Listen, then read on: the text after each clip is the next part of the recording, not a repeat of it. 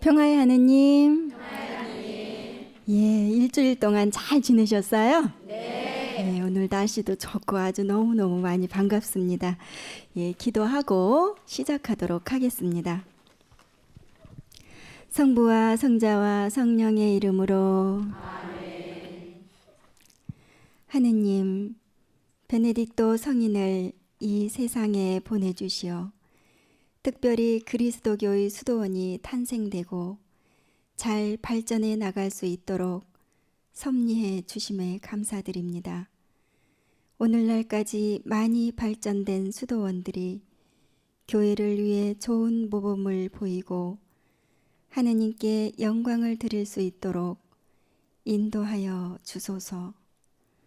주 저의 하느님, 당신께서는 저희를 위하여 기적과 계획들을 많이도 행하셨으니 그 누구도 당신께 견줄 수 없나이다.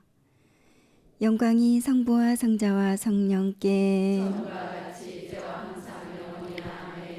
성부와 성자와 성령의 이름으로 아멘. 예, 오늘은 베네딕토 성인에 대해서 함께 알아보겠습니다.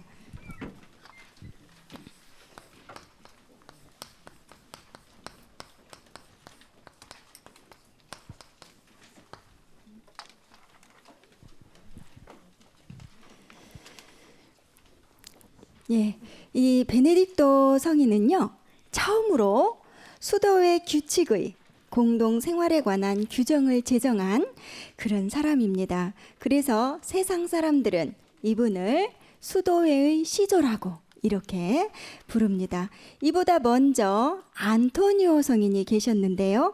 이 안토니오 성인이 이미 이집트에서 도처에 이렇게 그 산재에 있던 독수자 그리고 은수자들을 모아서 공동 수도 생활을 한 예는 있습니다. 그러나 아직 그 규칙을 명문으로 기재하지 않았던 그런 때입니다. 그 뒤 이 수도자들의 생활에 이완 타락의 징조가 보였으므로 이것을 한탄한 베네딕토 성인이 그 일반 수도 생활을 혁신할 만한 그런 기초가 되는 규율을 편성해서 그 베네딕토 수도회를 설립하고 이 모범을 보여주시게 됐습니다. 이 베네딕토 성인은 480년경에 이탈리아 중부의 농촌 도시인 누르시아라는 곳에서 태어나셨습니다. 초등학교를 졸업하고 아버지의 허락을 받아서 그 수도인 로마로 가게 됩니다. 로마로 가게 되는데 그 가기 전에 굉장히 부푼 꿈을 갖고 가게 됩니다. 왜냐하면 그 로마는 교회 본부의 소재지도 있고 또 학문의 중심지도 되므로 그곳에 가면 위인이나 수재나 또 이렇게 훌륭한 분들이 많이 있을 거라고 이렇게 생각을 하고 그곳에 가게 되지요. 그러나 곧 실망을 하게 됩니다. 왜냐하면 그곳에 있는 학생들이 나태해 있었고 또 향락에 젖어 있었고 어떤 생활이나 이런 것이 그 모범을 보여주는 것이 아니라 그 눈살을 찌푸릴 수 있는 그런 행동을 많이 했기 때문에 그 실망을 해서 어디로 가냐면 엠피데라는 곳으로 옮겨가게 됩니다. 이 엠피데에는 소수의 열심한 그런 사제들이 경건한 공동생활을 하고 있었는데 이분들과 함께 그 베네딕토 성인은 생활을 하시게 됩니다. 그러던 어느 날 그 베네딕토 성인의 기도로 기적이 일어나게 됩니다. 이것이 첫 번째 기적인데요. 어떤 기적이었냐면 이 베네딕토 성인이 엠피데로 갈 적에 이 베네딕토 성인을 아주 예뻐하던 그런 유모가 있었어요. 근데 이 유모를 데리고 가게 되는데 그 유모가 이 모서리에다가 그 채를 놓게 돼요. 그 점토로 빚어진 그런 채인데 그것을 잘못해서 떨어뜨렸어요. 그래서 두 동강이 나게 되는데 이 베네딕토 성인이 기도로 원 상태대로 이렇게 되는 그런 기적을 일으키십니다. 이 일이 이제 세상 사람들에게 알려져서 많은 사람들이 알게 되지요. 그러나 이 겸손했던 이 베네딕토 성인은 그것을 아주 고통스럽게 생각하면서 수비약고 골짜기로 그 은수 생활을 하러 들어가시게 됩니다. 그래서 들어가는데 어떤 분을 만나냐면 노마노라는 수사를 만나게 됩니다. 그래서 은수 생활을 하는 동안 이 노마노 수사가 자기가 먹기에도 부족한 그런 빵을 이 베네딕토 성인에게 떼어서 이렇게 갖다 주게 됩니다. 그 귀중한 그런 빵을 먹으면서 이 베네딕토 성인은 오로지 기도와 묵상만을 하면서 이렇게 지내시게 됩니다. 그러던 어느 날 이 베네딕토 성인은 악마의 유혹으로 아주 심한 정결에 관한 그런 유혹을 받게 되지요. 그래서 그 옷을 다 벗으시고 가시덤불에 가서 뛰어들어서 막 이렇게 뒹굴게 됩니다. 그래서 온몸이 상처투성이가 돼요. 그 상처투성이가 돼서 간신히 그런 유혹을 이길 수 있었는데 그 뒤 다시는 그런 유혹을 당하지 않았다고 이렇게 전해집니다. 베네딕토 성인은 이와 같이 은수 생활을 3년 동안 하게 됩니다. 원체 인기척이 없는 그런 깊은 산이었으므로 거룩한 예식에 그런 참여할 기회도 없었고 또 성사를 받을 수도 없이 아주 온전히 고독 속에서 명상만을 하면서 날을 보내게 됩니다. 그러다가 이제 이 천진난만한 그런 목동들을 모아서 교리를 시키게 됩니다. 그리고 이 명성을 전해 들은 같은 뜻을 가진 그런 사람들이 점차 이 지도를 바라면서 성인에게 몰려왔습니다. 그래서 그 형제들을 위해서 하나의 수도원을 세우고 그들의 원장이 됩니다. 그래서 이렇게 원장이 됐고 그러던 어느 날 부군의 수도원의 원장이 세상을 떠나게 됩니다. 그러자 그 수도원의 수사들이 이 덕망 높은 이 베네딕토 성인에게 와서 그 수도원의 원장이 되어달라고 간청을 합니다. 그래서 그 간청에 못 이겨서 이 베네딕토 성인은 그것을 수락하게 되지요. 그런데 이 수락하면서 베네딕토 성인은 그 수도원을 철저히 아주 개혁을 하려고 이렇게 생각을 하십니다. 그런데 이 수사들은 원체 이렇게 타락에 젖어 있었으므로 이런 것이 아주 이렇게 불편하고 힘들었어요. 그래서 이 새 수도 원장을 아주 별로 안 좋아하게 됩니다. 싫어하게 되지요. 그런데 자기네들이 이렇게 공공연하게 모셔왔기 때문에 또 그렇게 공공연하게 싫다고 얘기를 할 수가 없었어요. 그래서 이 사람들이 계략을 꾸미게 됩니다. 아주 터무니없고 어처구니 없는 그런 생각으로 하게 되는데 그 점심 식사 때에 포도주에다가 독약을 타게 됩니다. 그래서 이 베네딕토 성인에게 갖다 주게 되는데 이 베네딕토 성인은 식사하기 전에 우리 뭐예요? 예, 기도하잖아요. 기도를 딱 하게 됩니다. 그랬더니 포도주 잔이 산산이 깨져 버렸어요. 그것을 보고 이 베네딕토 성인은 이 사람들의 생각, 이 사람들의 잘못된 생각, 그 무모함, 그것을 한탄하면서 그날로 다시 수도원을 떠나서 그 전에 있던 수비학고로 돌아오게 됩니다. 이 수비학고 수도원은 날로 번성해서 수도자의 수가 아주 많이 증가를 했습니다. 그래서 이 성인께서는 자신이 임명한 원장의 지도 아래 있는 12개의 수도원을 조직하고 일가표의 일부로서 노동을 실시하게 됩니다. 그리고 이 수비학고는 영성과 학문의 중심이 됐습니다. 그러던 어느 날 인근에 있던 그 사제 플로렌시오라는 그 사제가 이 성인의 그런 행동을 자꾸 트집을 잡게 됩니다. 그래서 이 성인께서는 어디로 가냐면은 그 몬테카시노라는 곳으로 갑니다. 그때가 525년경입니다. 그곳에는 그 인근의 토민들이 우상교를 신봉하고 있었고 산 위에 이렇게 그 우상을 세우고 있었습니다. 그래서 이 베네딕토는 그 아폴로에게 헌정된 이방인 신전을 모두 파괴하고 이들을 이제 그리스도교로 개종을 시킵니다. 그리고 530년경에는 그곳에다가 그 요한 세례자의 성당과 또 마르티노 성당 그리고 수도원을 이곳에 세우게 됩니다.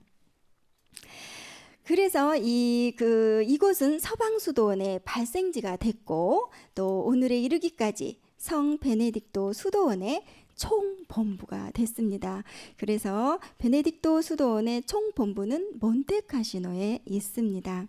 몬테카시노의 수도원에는 그의 성덕과 그리고 지혜, 기적에 대한 명성이 수없이 퍼져나가서 또다시 많은 그런 제자들이 몰려오게 됩니다.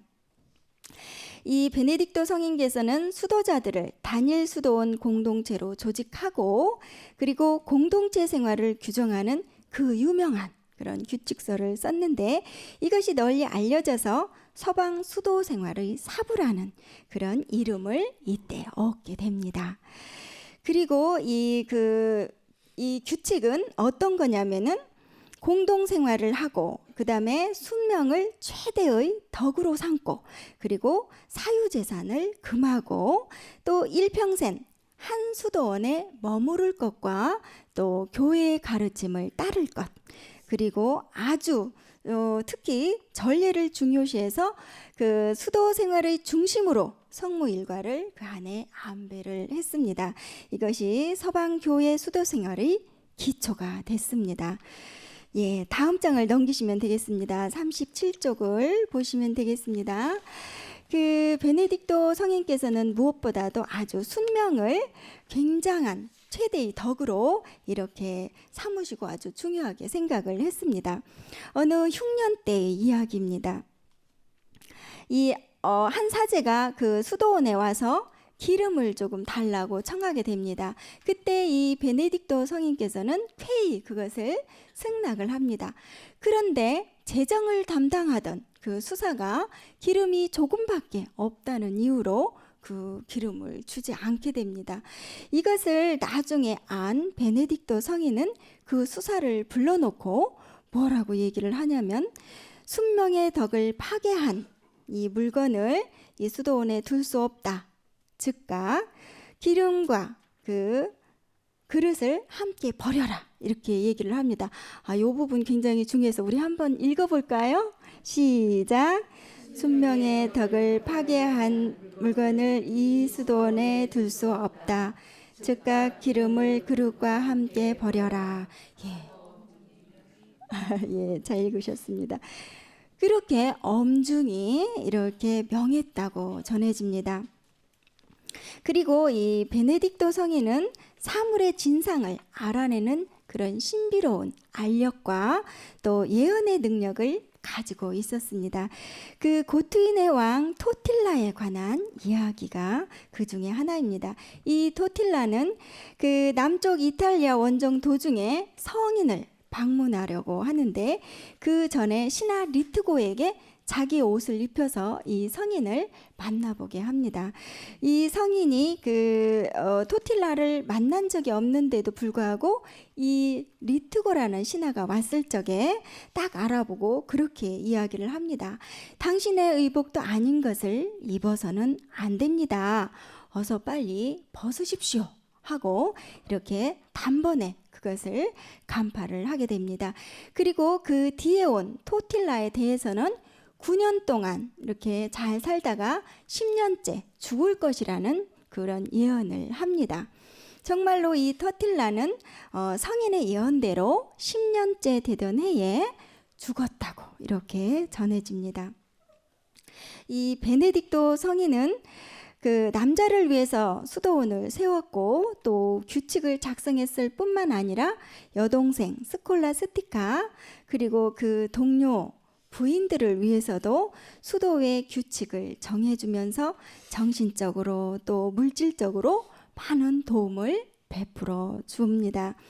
그 스콜라스티카는 오빠보다 먼저 이 세상을 떠나게 되는데요. 생전에 서로 도와가면서 완덕의 길을 걸었습니다. 두 분께서 이 베네딕토 성인이 수사들의 아버지라면 이 스콜라스티카는 수녀들의 어머니라고 이렇게 말씀드릴 수 있겠습니다. 이 베네딕토 성인은 그 547년 3월 21일에 몬테카시노에서 선종하셨습니다. 그 선종하시던 날 성인께서는 아주 쇠약한 몸을 제자들에게 이렇게 부축을 받으면서 그 제대 앞에 서서 팔을 벌리고 기도하면서 선종했다고 이렇게 전해집니다. 예, 그 끝까지 그 죽음 직전에 있으면서도 정말 하느님 안에서 죽음을 맞으셨고 또 기도하셨던 분 베네딕토에 대해서 공부를 했고요. 그 나머지 부분은 참고하시고 계속해서 또 우리 신부님의 해석 강의를 들으시겠습니다. 감사드립니다.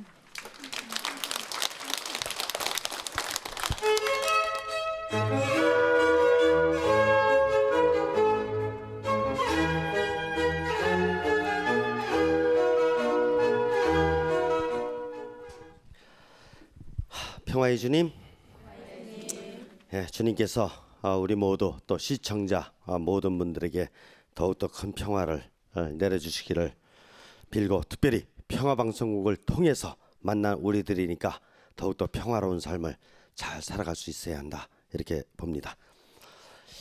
오늘은 아주 정말 유명하신 분이죠.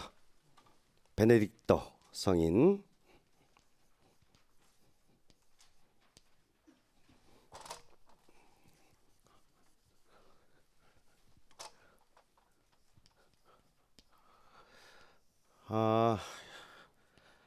형성의 장안에서 어떻게 인생을 살으셨을까? 잘 살으셨을까? 아니면 하느님의 뜻에 마음에 들지 않으셨을까? 한번 오늘 공부해 보면 알 것입니다. 베네딕토 성인에게는 아주 좋은 상황도 있었고 어려운 이런 상황도 있었어요. 사이클의 주기가 아주 좋았다 나빴다 좋았다 나빴다 좋았다 나빴다 이렇게 연속되는 것을 볼 수가 있습니다. 먼저 어린 시절을 한번 보죠. 한 20살 때까지 정도 볼까요? 아무래도 부친의 영향을 받을 수밖에 없죠. 부모님 뭐 훌륭하셨던 분이라고 생각이 들고 또 그러다 보니까는 20살 경에 베네딕토 청년은 뭐를 결심하냐면은 조금 더 공부해야 되겠다. 그래서 결국은 유학을 결심하게 되는 것이죠. 그거는 부모님으로부터 또 이렇게 학교 선생님들로부터 좋은 영향을 받았기 때문에, 또 뭔가 정리가 어느 정도 됐기 때문에 조금 더 깊은 물로 나아가야 되겠다, 조금 더 넓은 세계로 나아가야 되겠다, 이런 것 같은 거를 이렇게 느끼게 된 거 아닌가, 이렇게 생각을 하는 것이죠. 그래서 로마로 이제 유학을 가는데 그때가 한 뭐 고등학교 졸업하고 가는 거니까 한 20살 정도라고 보면 되겠슈? 정확하게 몇 년 몇 월 며칠이 안 나와 있기 때문에 저는 이렇게 묵상했던 바를 계속해서 전할 수밖에 없어요. 20살 정도 이렇게 됐을 것입니다. 그때 이제 유학을 가게 되는데 부친께서 허락해 주시고, 유학 생활 얼마나 부푼 꿈입니까? 딱 가가지고 말이야, 보다 더 아주 훌륭하신 석학 교수님들도 만나고, 또 열심히 뭔가 진리를 깨닫기 위해서 모여온 아주 눈빛이 반짝반짝거리는 우리 동료 학생들도 만나고, 이래가면서 지내기를 바랬던 거죠. 근데 가서 보니까 교수님들은 훌륭하신 것 같은데 학생들은 별명으로 따진다면 놀자, 먹자, 즐기자, 이 자시들이 많아. 그래가지고 보니까 막 매일 공부한다든가 수련을 한다든가 이런 분위기가 아니고 흥청, 망청, 이런 삶을 살아가고 있는 거예요. 그러다 보니까는 본인도 분위기의 영향을 받아야 안 받아요? 분위기의 영향을 안 받는 사람은 없어요. 그러다 보니까 너무 마음이 아픈 거야. 그래가지고 여기서 떨어져 나가야 되겠다 해가지고 이제 엠피테라는 지방으로 가는데 있잖아요. 강의 도중에 여러분들이 제일 조심하셔야 될 게 있어요. 뭐냐면은 공주에서 부여로 갔다가 부여에서 그다음에 조치원으로 갔다가 조치원에서 그다음에 수원 고등농성당으로 왔다가 여기서 안양 중앙성당으로 갔다가 그다음에 또 이렇게 원주 교구로 갔다가 그다음에 수원 영통 정령성당으로 왔다가 이렇게 하면 여러 말을 저 지방명을 써도 흔들림이 없거든. 혼동이 안 되거든. 근데 뭐 있잖아. 이름 좀 불러드릴까? 뭐 누르시아, 엠피테, 수비야코, 비바코르고, 수비 아예 몬테까지 있잖아. 제가 방법을 가르쳐 드릴게. A, 저 따라서 해보세요. A, B, C, D. 이런 식으로 하시라고. 10가지나 나와도 계속 하시라고 그렇게 해요. 예? 그럼 쉽죠? 있잖아. 뭐 외국 사람 이름을 갖다 뭘 꼭 외워야 되냐고. 꼭 외워야 될 이름. 저 예수님, 성모님 그럼 됐지.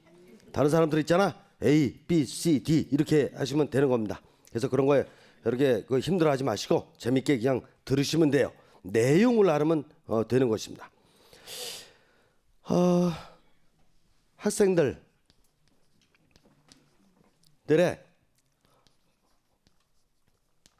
퇴락 문화에 아주 괴로워했어요. 오늘날 우리나라에도 지금 청소년들의 사회 문제가 심각하다고 봐야 되죠? 한 몇 년 전인데 한 3년 전 됐죠?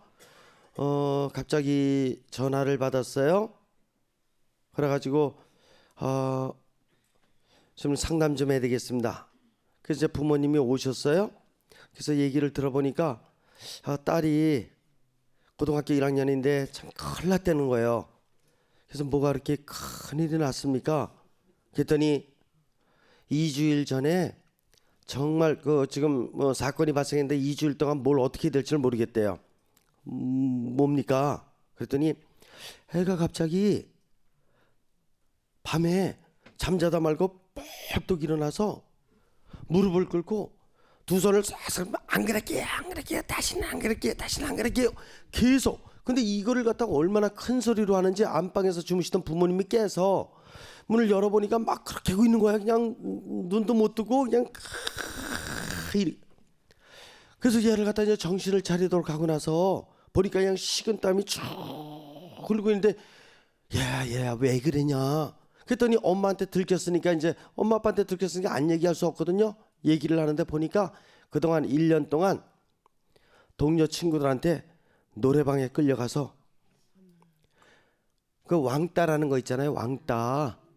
그래가지고 그냥 얼마나 거기서 구박받고 구타받고 그리고 거기서 막 먹지도 못하는 술도 먹으라 그러고 그리고 환각제 쓰는 거 있잖아. 이런 것도 막 시키고 그래가지고 얼마나 고통스러운지. 근데 이야기하면 죽인다. 이렇게 나오니까 말도 못하겠고. 그럼 몇 번 끌려가서 그렇게 하다 보면 있잖아요. 힘들어요. 그 전에 우리 옛날에 저 남한산성 끌려갔다 오고 이러면 굉장히 힘들어 하잖아요. 삼청 교육대 이런 거. 갔다 온 사람 봤슈? 못 봤죠? 저는 봤는데 말도 못해요. 본인이 너무 무서워서 그렇게 되는 거예요. 근데 이 어린아이가 그렇게 되니 그러니까 모든 술과 유흥과 그냥 시키는 대로 다 해야 되니 얼마나 괴롭냐고. 그 부모님이 이제 학교 찾아가서 이제 선생님한테 얘기했는데 선생님도 어떻게 하기가 참 어려운 거예요. 개인적인 일은 하기가 어려운 거예요. 또 증명이 돼야 되는데. 그래가지고 학교 선생님들도 최선의 노력을 다 해보겠습니다. 그런데 언제 검증이 되고 그러냐고. 애는 애들한테 매일 밤을 그렇게 하고 있었고. 그래가지고 이제 찾아온 거예요. 그래서 제가 그러면 아이를 한번 데리고 와봐라 라고 데리고 왔어요.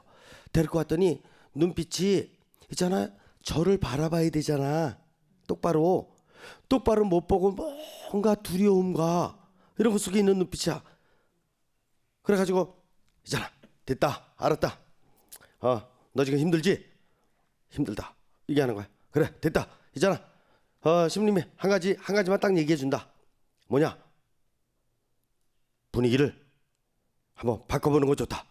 너 있잖아, 지금 시골에 이렇게 있지 말고 서울을 한번 가서 서울에서 있잖아, 한 달만 학원 끊어가지고 그 옆에다가 그 저 잠자리 있는 그런 학원 저 독서실 있거든요. 거기 가서 한 달만 공부해 와.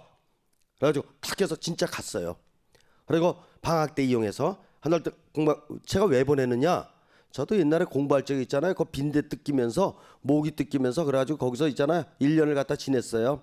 그 저기 뭐 저 독서실인데 2층 올라가서 있으면 있잖아요, 빈대가 얼마나 저를 좋아하는지. 그냥 근데 너무 고단하니까 잠이 오는 거야. 너무 고단하니까 그냥 그 공부할 때까지 그냥 밤새서 하다가 그냥 잠은 자는 거거든. 잠은 자는 거.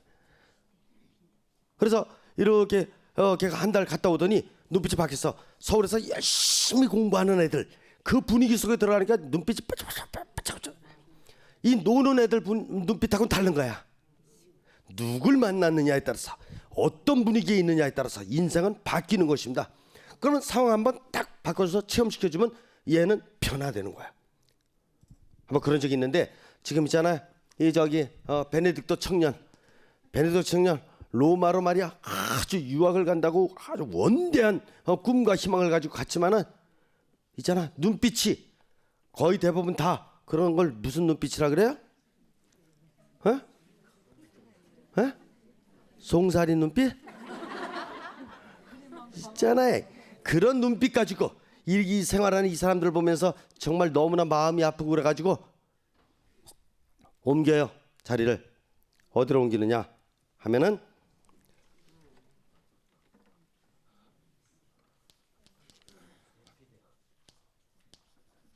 사제관. 그 당시에 사제들이 공동생활하는 곳이 있었어요. 그래서 거기로 자리를 옮겨가지고, 일단 나는 있잖아, 배우는 것도 대학에 가서 공부하는 것도 중요하지만 나는 보다 더 인성적인 차원이라든가 이런 보다 더 나의 토대를 잘 갖출 수 있을 이런 거 먼저 닦아야 되겠다 해가지고 이제 사제들의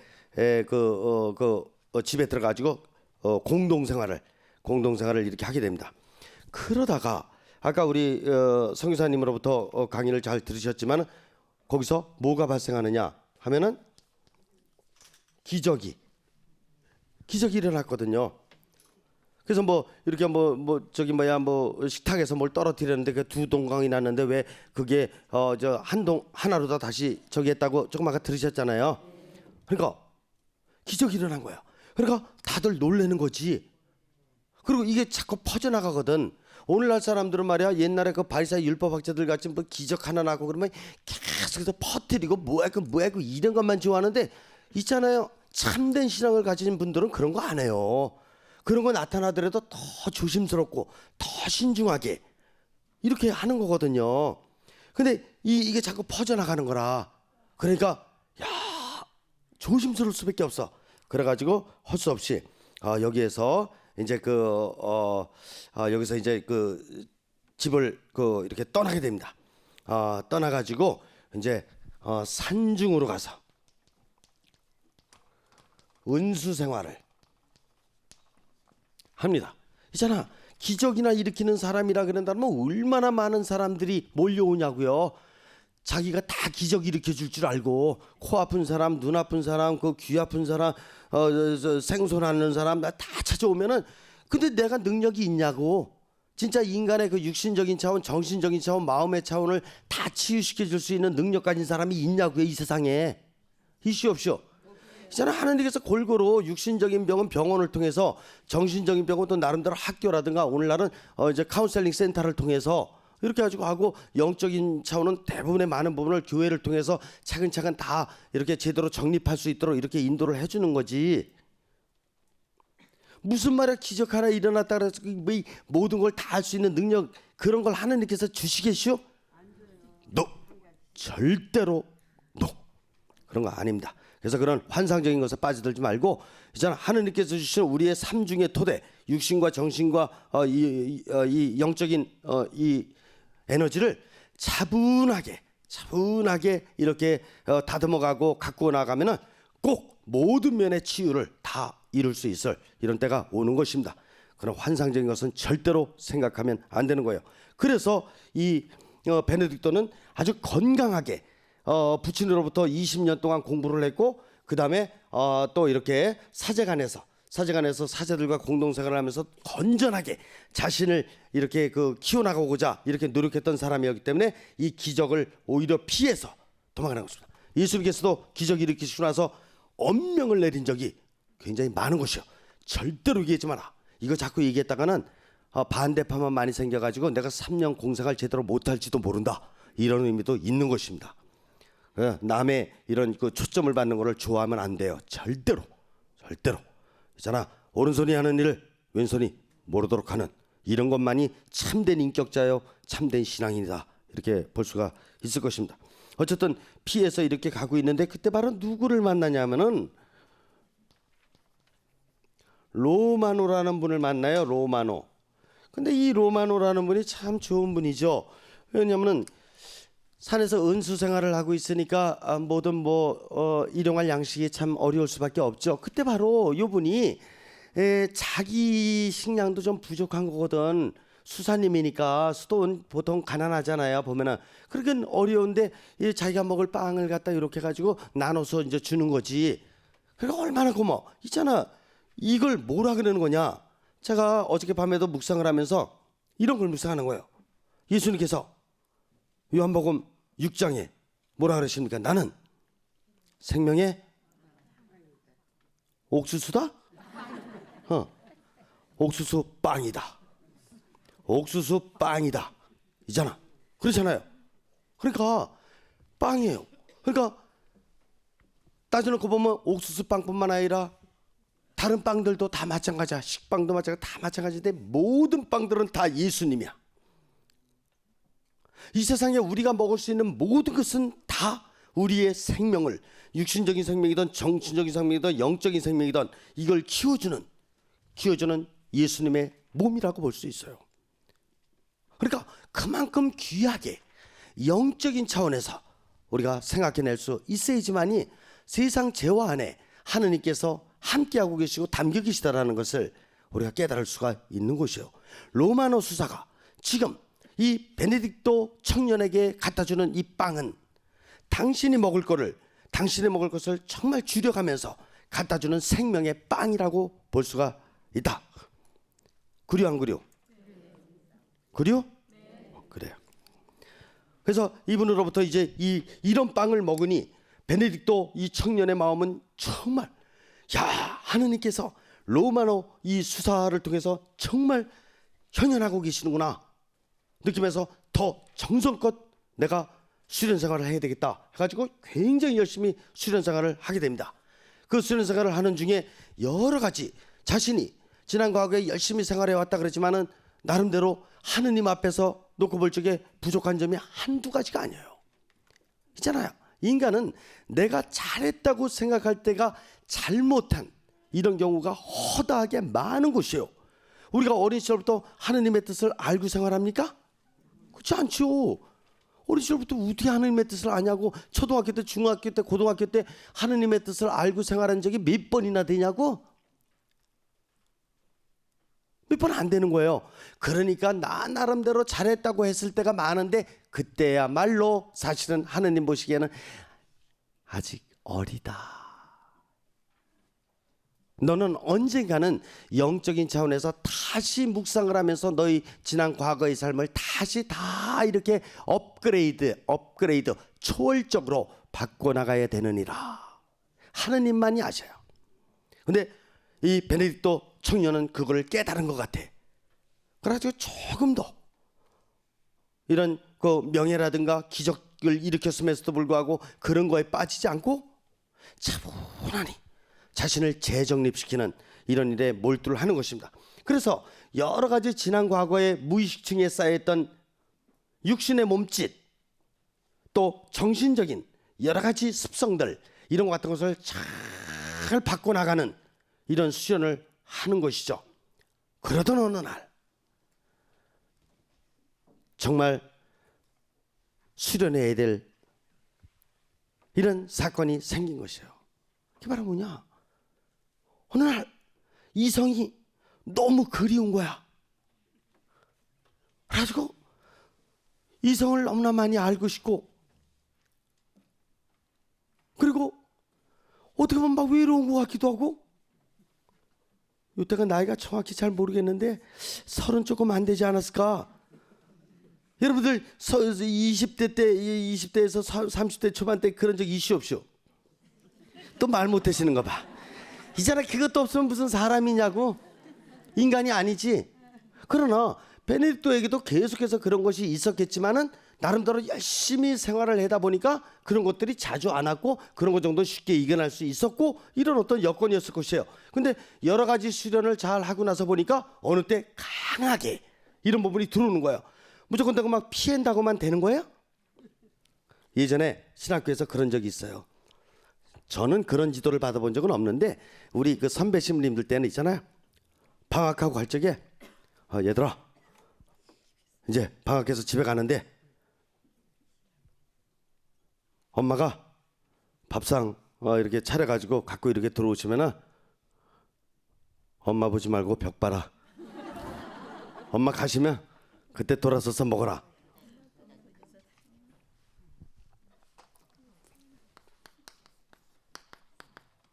저 언제 기회가 되면 성에 대해서 한번 이렇게 특강할 날이 올지도 모르겠습니다. 그러나 있잖아, 성이 뭔지를 몰라요.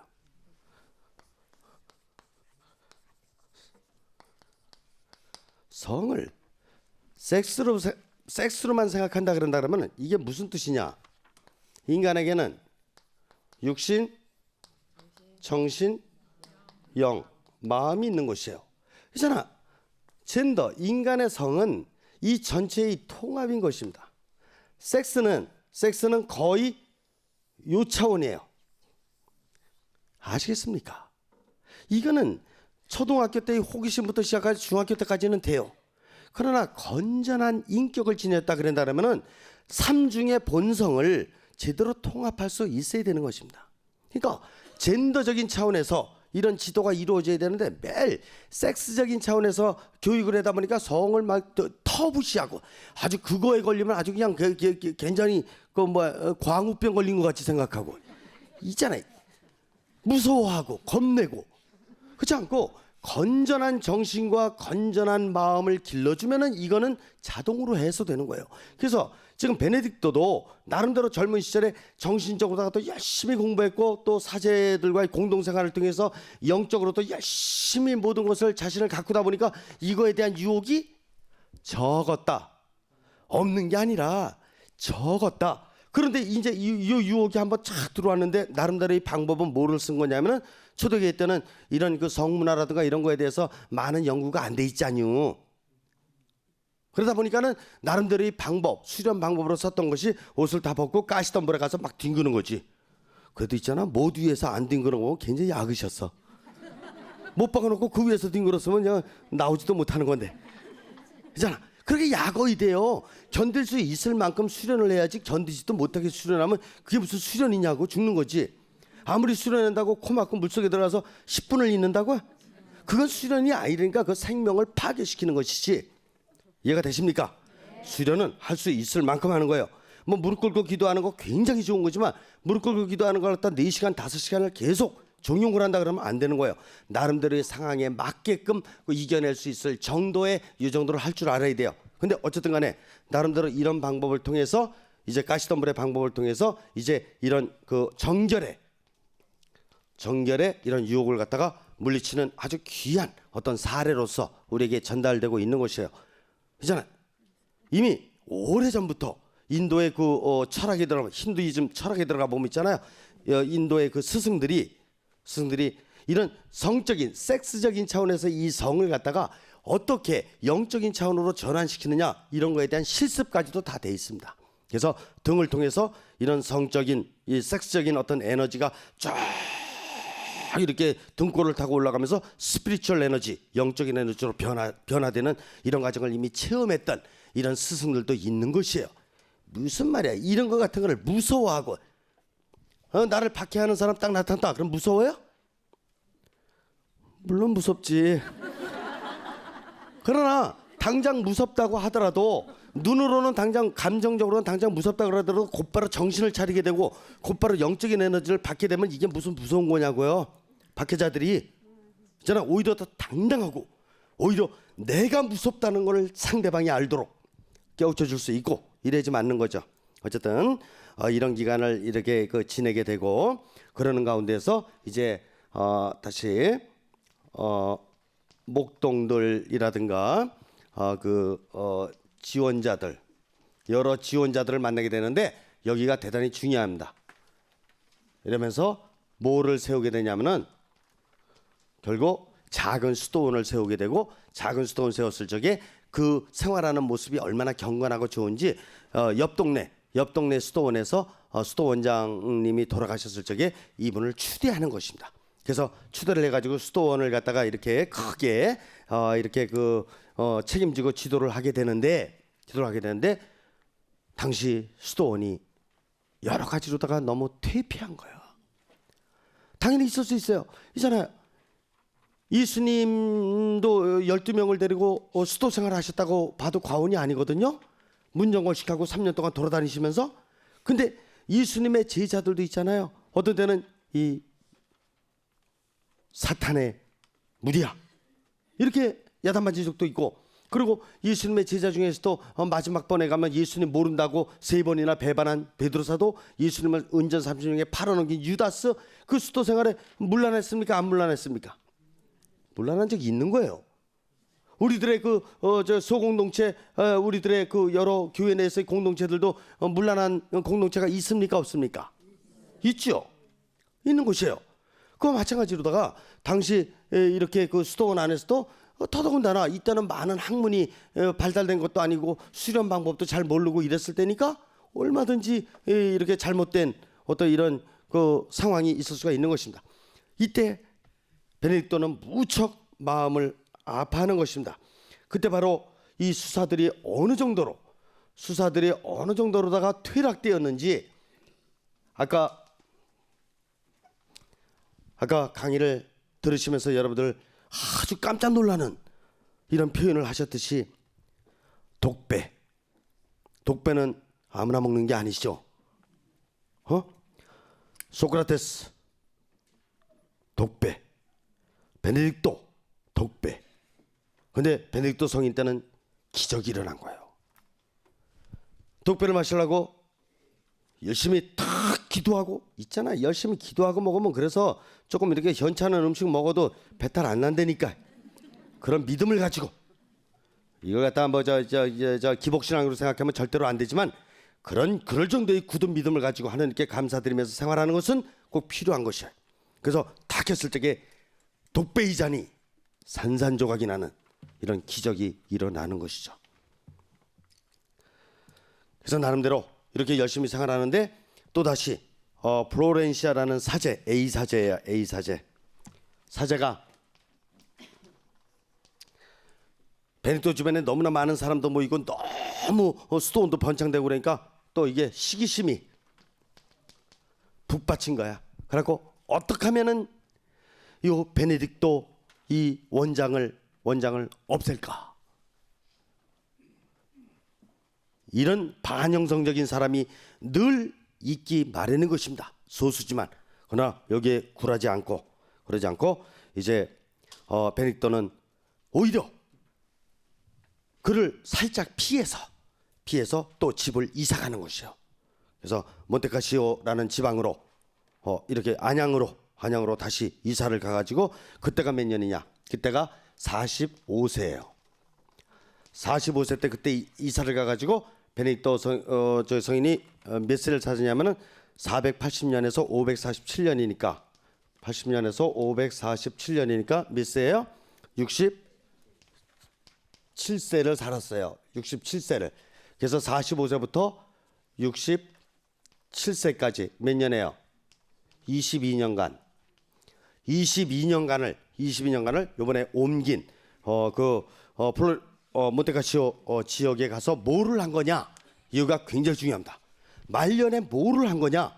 45살 때부터 아주 일관성 있게 이제 성당을 짓는다든가 아니면은 이렇게 이단자들을 회두시킨다든가 아니면 전교를 해서 많은 이방인들을 교회로 이렇게 입교시킨다든가 그리고 특별히 틈틈이 시간 날 때마다 수도 생활을 어떻게 잘해서 하느님께 영광, 교회를 위해서 아주 헌신할 수 있는 다른 사람들을 길러낼 수 있을까? 수도원 규칙서를 마련하게 되는 거예요. 이것이 2000년 그리스도교회 역사의 최초의 수도원 규칙서다.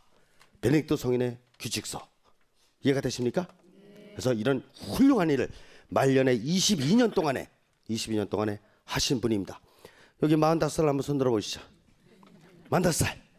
아니 45살 플러스 마이너스 5. 그거 다 그러시게. 플러스 마이너스 5. 45살 플러스 마이너스 5. 한번 손 들어보세요. 그래 많이 계시네. 여러분들은 특별히 베네딕토 성인의 45살에 주목을 하셔가지고 남은 인생 어떻게 살으셔야 되겠는가 보다 더 잘 정립할 수 있기를 바랍니다. 그렇게 하실 수 있죠?